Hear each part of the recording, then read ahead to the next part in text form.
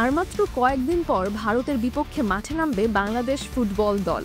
কিন্তু ম্যাচের আগে সমর্থকদের আলোচনার কেন্দ্রে দুই প্রবাসী ফুটবলার হামজা চৌধুরী ও ফাহমিদুল ইসলাম।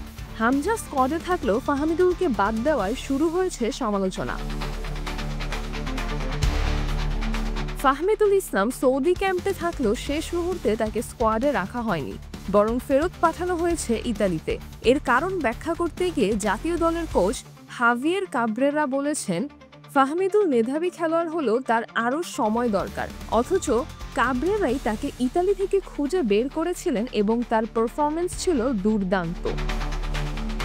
ফাহমিদুলকে বাদ দেওয়ায় ক্ষুব্ধ ফুটবল সমর্থকরা একত্রিত হয়েছেন বাফুফে ভবনের সামনে। বাংলাদেশ ফুটবল আলট্রাস সহ বিভিন্ন সমর্থক গোষ্ঠী লং মার্চ টু বাফুফে কর্মসূচি ঘোষণা করেছে। তাদের দাবি, সিন্ডিকেটের কারণেই এই সিদ্ধান্ত নেওয়া হয়েছে এবং তারা এর বিরুদ্ধে প্রতিবাদ চালিয়ে যাবে।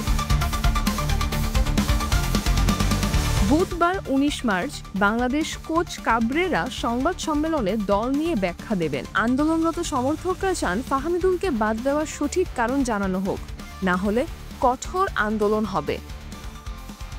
সিজরাতুল আভা, দৈনিক আওয়ার বাংলাদেশ।